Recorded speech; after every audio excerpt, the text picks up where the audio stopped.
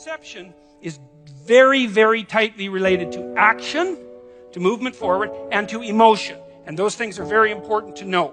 They're very tightly associated. So, for example, you live in a map, let's say, or a story, and the story is wherever I am isn't as good as it could be, and so I'm going to go somewhere that's somewhat better.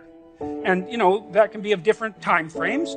Maybe you've got a plan for the next minute. You know, you're hungry, and so you want to go somewhere to eat, or maybe it could be for the next hour, or the next week, or the next day, or the next year, or whatever. But basically what you're trying to do is take where you are, point A, and make it better, point B. And so you're always somewhere that isn't quite as good as it should be, and you're always going somewhere that's somewhat better. At least that's the hope. Unless things have gone wrong, you know, and you feel, God, it's nothing but downhill from here on in. And that's not good. You don't want that. That's a pathological condition. So, and it's kind of unfortunate in some sense because it means you can't be satisfied with what you've got. But how the hell can you be satisfied with what you've got? Because you've got problems coming your way.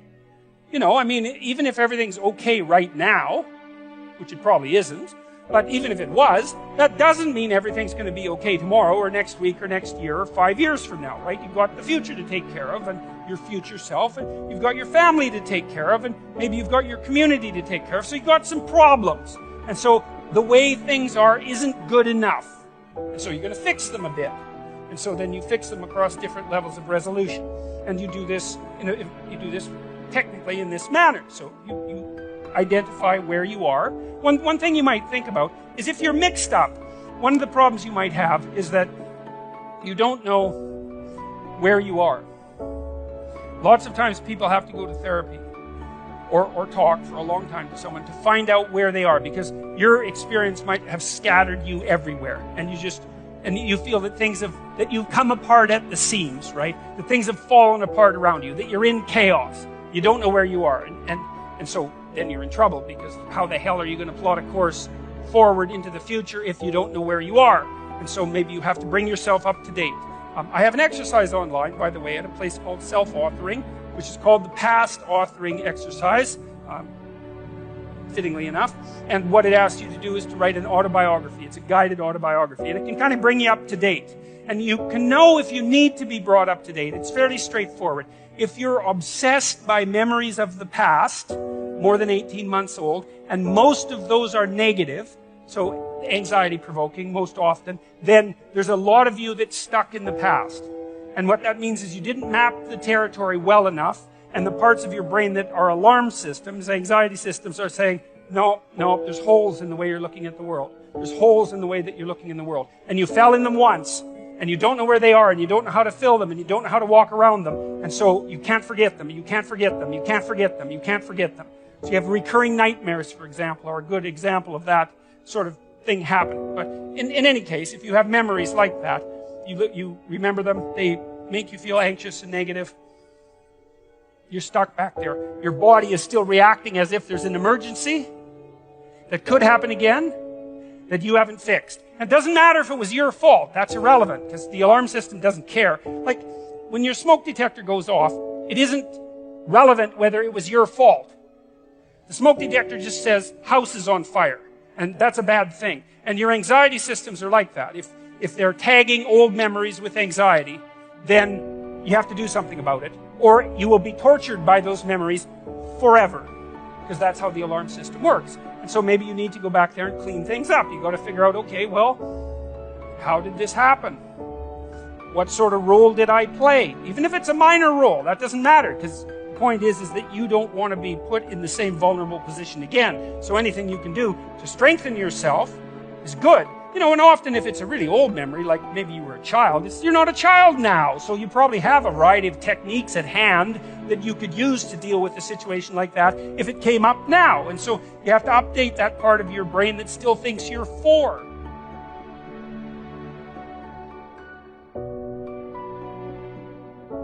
You need to know where you are. So let's say where you are is, well, you're on this stage, and you're on this side of the stage, and you decide that you're going to go over to that side of the stage, just to show that you can. And you're making the decision, the same decision that, you know, the famous chicken who is going to cross the road. Why does the chicken cross the road? Well, if it's a sensible chicken, it's because it assumes that there's something better on the other side of the road. It's like, or maybe it's random curiosity, but then it just gets picked off by a dingo or a coyote, so that's not so good. The other side of the road is better, so away the chicken goes. So that's what you're doing. You're going somewhere slightly better. And so that's good. Technically, it's good. Because the way that your positive emotion systems work, they run on a neurochemical called dopamine, which, by the way, is the neurochemical system that drugs like cocaine and methamphetamine and alcohol for some people and opiates affect dramatically and make people feel far better than they should, which is part of their danger. It's a very fundamental system. The dopamine system kicks in with a kick of positive emotion if you're going somewhere that's worth going. And so that's worth knowing. It's really worth knowing. It's like, okay, you want a little bit of positivity in your life. Well, how do you get it? Well, you've got to get the system. It's almost it's the left hemisphere system for most people. Not that that's particularly relevant, but it is a standalone neurochemical system. It's rooted very, very deeply in the brain's exploratory circuitry. So very ancient system. And it's happy when you have somewhere to go. That's the first thing. And then it's also happy when you're going there. And so if I'm on this side of the stage and I want to go over to that side of the stage and I see that there's a nice clear pathway, I can just go straight down this line, then I look at that and I'm actually a little happy. I'm not ecstatic. I mean, who the hell cares if I get to the other side of the stage, right? I mean, it's a small piece of my life, but it's not nothing. It's something. Okay, and so I look at the pathway, and I think that's a good pathway, and I feel a little positive. And then if I move here, and then I see that little table right in the way between me and the other side of the stage, then I feel a little negative, because I don't want an obstacle in my pathway. And so that's really how you're looking at the world, by the way. You don't see objects. It's not the right way to think about it. We don't see objects, and then think about them, and then evaluate them, and then decide how to act on them. Or if we do it rarely and slowly and with a lot of thought. What we see instead are pathways with tools that will move us forward, or obstacles, right? And there's no obstacles here, and there's a nice flat road, and so great. Positive emotion. This is a task I can undertake. The sailing is clear. It's a good day. And then I'm here, and it's like, yeah, well, that's a little annoying. I get a little pang of disappointment, let's say, anxiety. Can I make it around that obstacle? I'm fairly confident. I've done this sort of thing before. So I can take the rough route and I can, walk forward like this, and then I can do this great trick, which is just this. And then, I've circumvented the obstacle. Now, if I didn't know how to do the little bit of circumvention, then that would be a real problem, right? Because I couldn't get from point A to B, and that would screw up my plan. But I do have that particular skill set, so it's a minor disruption to the perceptual set that I'm using to organize the world. It's a minor bit of chaos, because that's what happens when your perceptual set, the structure that you're using to organize the world, the plan through which you're viewing the complexity of the world, reveals an inadequacy. Then that destabilizes your emotions. So that's another thing to know. One thing you need to know is you need to be going somewhere, and there needs to be a pathway in order for you to feel good. The other thing to know is that if that plan is untenable or becomes destabilized, then what happens is you become flooded with negative emotion. Frustration, disappointment, anger, primarily anxiety. But all of those things sort of intermingled. Anger maybe because you have to fight your way through the obstacle. Frustration because maybe you have to make a new plan. Disappointment because you put a bunch of work into the damn plan and it didn't work out. Anxiety because now there's too many choices in front of you. And so people don't like to have their plans disrupted. They don't like to have their plans disrupted. And the reason for that is that their plans are directly associated with their emotional perception of the world.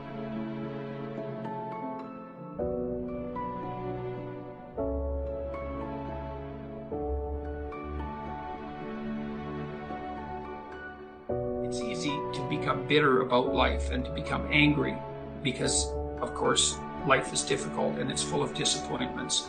And people are also subject to betrayal on the part of themselves and on the part of people that hypothetically care for them. And so it's easy to get bitter and to be resentful. And resentment is a very useful emotion, even though I think it's one of the most damaging emotions if it's not dealt with properly. So if you're resentful, it basically means only one of two things. It either means you should grow up and quit whining and get on with your life, or it means that you're being subject to tyrannical forces of one form or another, maybe emanating from you, maybe a consequence of the natural environment, maybe a consequence of society. You're being subject to tyrannical forces, and you're not putting your own best interests forward, like in that broader sense that I described. And I don't mean your selfish, narrow interests that only serve the purposes of instantaneous gratification. I mean your own best interests in terms of developing your character over the span of your life. If you're resentful, it either means that you're immature and that you should grow the hell up. And so you need to figure out how much of your resentment is that, and maybe allied with the desire to find other things or people to blame. But the other possible option is that you have something to say or do, right? Because you're in a situation where you're violating your own internal ethical standards and you're being required, pressured, let's say things you don't believe or to do things that you believe to be wrong. And you need to determine, you need to start to strategize and plan how you can rectify that so that you can say what you mean. Like if you're negotiating with a marital partner, for example, and there are issues in your marriage that aren't making you happy, well, the first thing is you have to take note of that, right? To see that you're actually unhappy.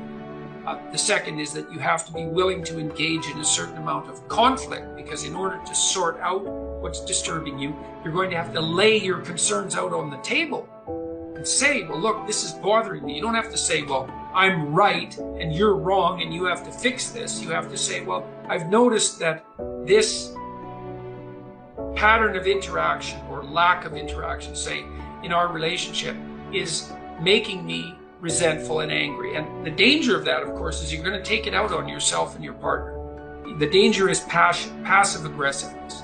You know, you're not going to respond to your partner positively when they do something good if you're resentful about them. And you're not going to respond to yourself properly. And so you have to lay it out on the table, but sort of in a spirit of ignorant humility. It's like, look, I'm frustrated. I'm feeling this way about our relationship. Here's what I think might be going wrong, maybe on my part and maybe on your part. And here's what I envision as a possible solution. That's also really necessary if you're going to say what you have to say, which is to manifest yourself properly in the world. Is you can't just complain about what's wrong. You have to think, well, what would my minimal preconditions for satisfaction be? You have to offer that to the person that you're negotiating with. And so then you learn to abide by the truth to the degree that you can do that. And no one does it perfectly, you know, but it's very useful because you're not storing up a whole sequence of memories about how you were unfairly treated and abused and betrayed. Instead, you're trying to stay on top of it and to note your unhappiness and dissatisfaction when it manifests itself, and to accept that that's the case, and then to analyze that to see if it's your problem, like I said, with regards to maturity, or if it indicates that there's an injustice in the manner in which you and the world are interacting, and then to work to set that right, even in small ways. And so it's a matter of characterological development, and that makes you stronger over time. In the future authoring program, we built this section where you have to outline your most dismal future, right? What your future would be like if you let all your bad habits and characterological weaknesses have the upper hand. And the reason we did this is because you can't straighten yourself out merely as a consequence of hope. Let's say you lay out a vision for the future and you think about what your life would be, what you'd like your life to be like. And then that makes you hopeful and it motivates you because it gives you something worthwhile and higher order to work for, right? And that's useful. That's positive emotion working for you, because positive emotion is experienced in relationship to goals. But it's not as useful as also being chased by something you're terrified by. And if you have a good sense of how you'd fall apart if you stayed weak, and just exactly what kind of hell that would be, then when you determine to do something like to tell the truth and to say what you think and to not do things that you hate, then you're going to be pulled along by the purpose that your vision has provided for you, but also pushed along by your desire to avoid the worst forms of hell that you've already outlined for yourself personally. And that can also help you be brave enough to stand up in a situation that would require conflict, because if you have something to say and you have something to negotiate about with someone, then there's going to be a certain amount of conflictual dialogue that accompanies that, right? To lay out a set of problems and to describe the fact forthrightly that those problems characterize a relationship and then to seek for solutions is quite stressful in the short term. And it's really easy to avoid. And so people avoid it all the time. And then they store up grievances across the span of the relationships. And eventually the grievances mount to the point where they return in monstrous form and just eat everything up. That's where you get divorces, or that's where you explode at your boss and end up fired, or that's where you develop high blood pressure over 15 years because you can't stand all the accumulated monsters in your closet, and you drink yourself into oblivion because you can't stand your life. That's all, very counterproductive. But it's easy to avoid that necessary conflict on a moment-to-moment basis because it's very stressful to speak forthrightly about genuine conflicts, especially when you're dealing with important parts of your life. But otherwise you don't straighten them out, and then you have to carry all that forward. So you need to be terrified of the consequences of not speaking your piece. And that can counterbalance the terror of actually trying to have a conversation. So, and you also have to look with regards to the shadow ideas. Like, you have to get in touch with the depths of your anger. Lots of people are resentful about all sorts of things. They're resentful about, women, and they're resentful about men, and they're resentful about the patriarchy, and they're resentful about the left wing, resentful about the right wing, and they're resentful about politicians, and they're resentful about the cataclysmic force of nature and its ability to make people sick and suffer, and they're resentful about their own inadequacies and about their bad parenting, and God, the list is just bloody endless, and that can make you very, very angry. That's part of that resentment. And cynical and bitter and dark and full of fantasies about destruction and the desire to bring things down and the wish that everyone else suffered and the desire to shake your fist at God. And all of that's really dark. Jung said, the human shadow extends all the way down to hell. And he really meant that, because all the terrible things that people are motivated to do are associated with that shadow domain. And none of you are saints in any likelihood. You have a terrible capacity for destructiveness. And when you start to consult your resentment and to see how angry you are, it can terrify you to see the depths of that anger. Sometimes that'll manifest itself in very destructive fantasies, which you might not want to become conscious of because they're so brutal, let's say, and so aggressive that you can't even believe that you generate them, the nice person that's you. So it's quite frightening to open that door and see all that, and that also associates you with the entire dark shadow of mankind, right? The satanic element of the human character. But it opens the door to understanding as well, to understanding how people can do terrible things, because you can see yourself as one of the people who can do terrible things. That's really useful, because then maybe you start to be motivated to be the sort of person who wouldn't do terrible things.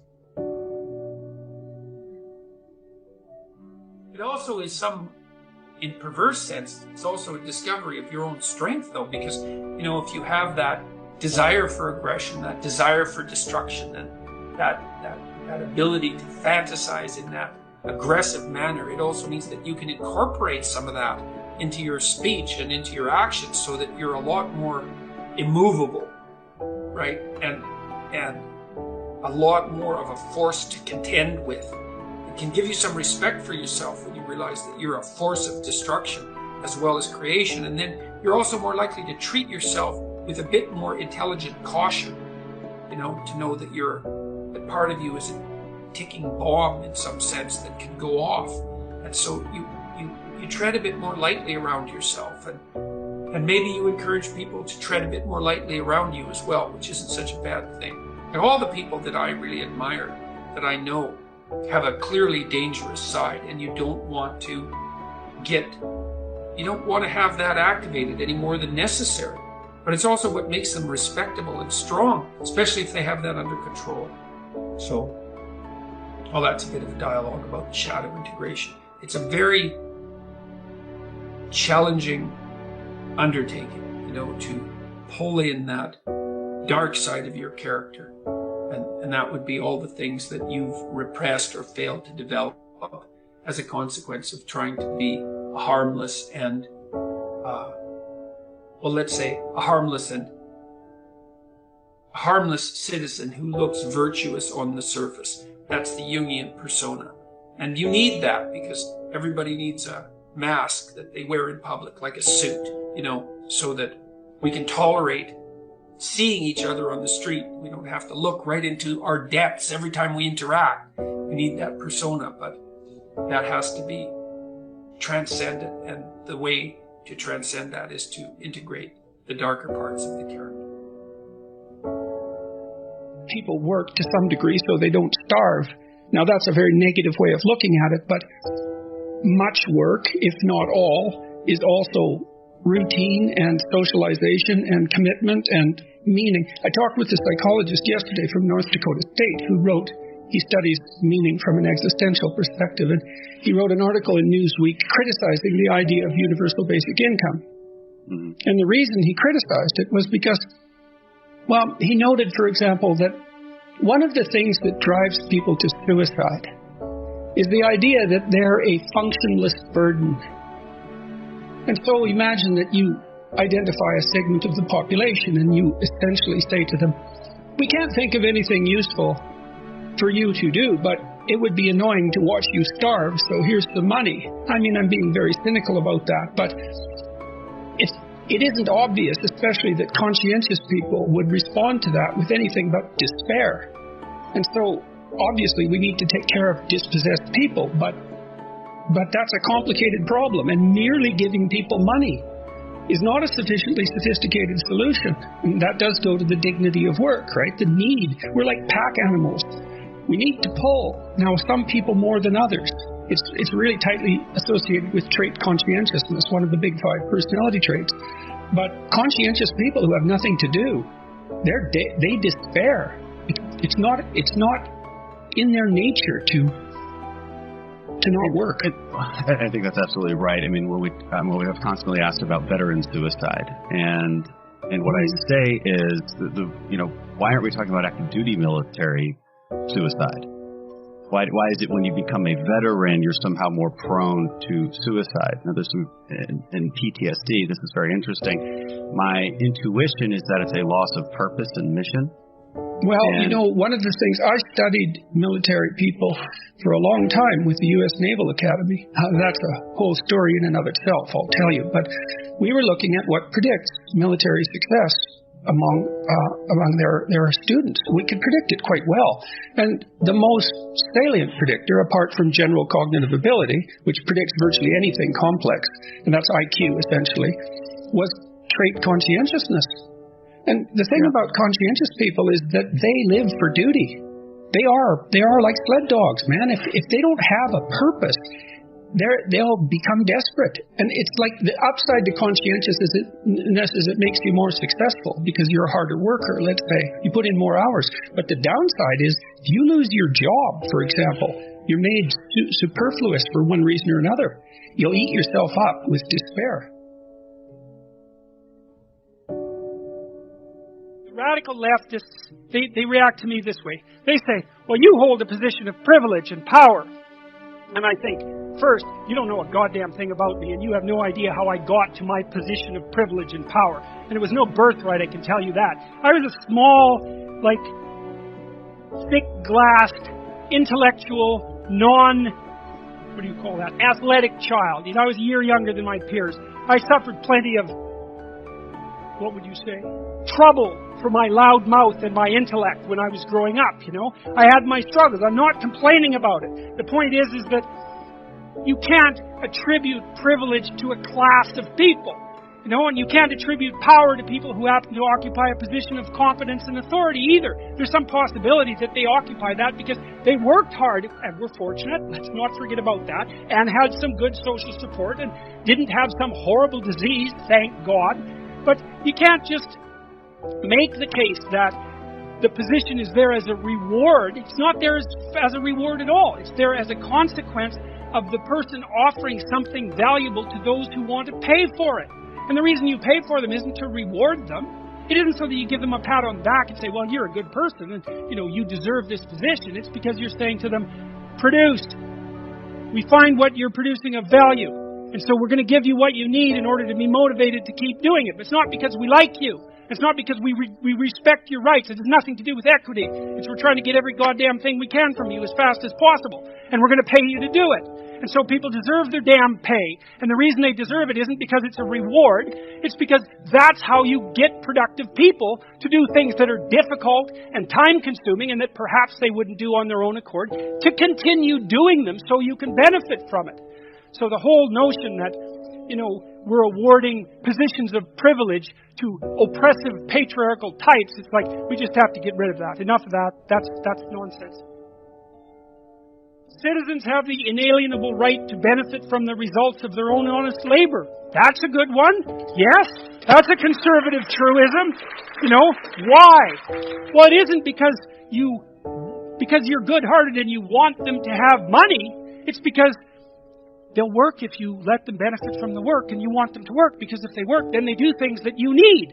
It's as simple as that. It's self-interest, and it's the right kind of self-interest. So if you work hard, it's like, great, have your money. And you hear people all the time talking about how corrupt our society is and how the 1%, occupies this pinnacle position. The 1% turns over pretty damn fast, just so you know it. So you have about a 10% chance of spending at least 1 year in the top 1% chance during your life. I think that's right. I think it's 10%. It might be higher than that.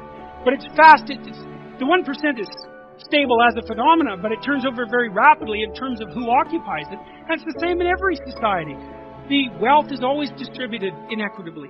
It's a natural law. You can look it up. It was discovered by a guy named Wilfred Pareto back in the late 1800s.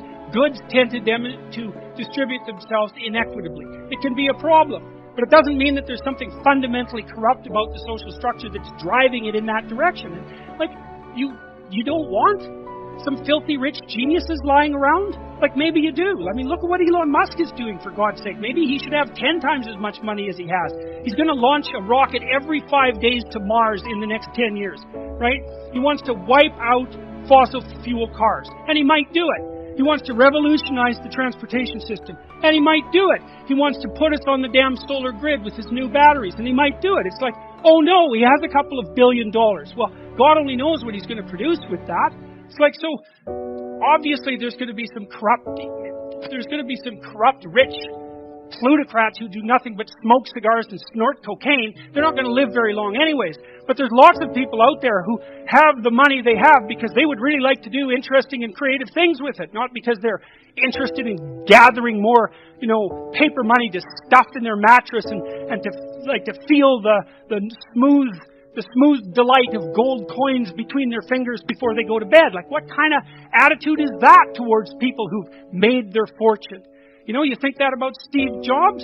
You think that about Bill Gates? I mean, good God, I don't know how those people made a lot of money, but man, thank God they were around, They've given us some tools that are just absolutely unbelievable. So, maybe we could leave the jealousy of the successful behind for a while and notice now and then that some of the people who got to where they are actually deserve to get to where they are, and we should be thankful that they exist. That would be nice. A little gratitude. There's good literature showing that conscientious people who lose their jobs are much more likely to become depressed. Yeah, because these are fundamental sub-personalities. That's part of the way that you might look at it. So you have a position in each of these traits, and that gives you a personality. If you're really, really high in openness, let's say, if you don't create, you die. Like, that's your life. If you're high in extroversion, if you're not with people, you dry up and blow away. So these are deeply rooted inside of you, and conscientiousness is a trait like that. And so people, especially conscientious people, they need purpose. It's not optional. It can be their defining characteristic. So, and that's definitely true for military people. I mean, the military's built for conscientious people.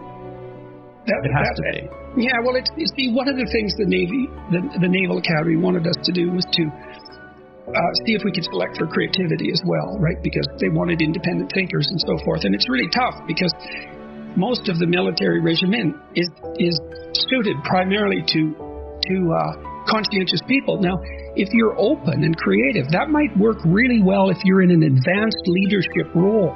But the question is, how the hell do you get there? Because if you're not highly conscientious, you're going to get in trouble as you rise through the ranks. And lots of companies have this problem, by the way, because at the low end, conscientiousness is vital and openness might be merely disruptive.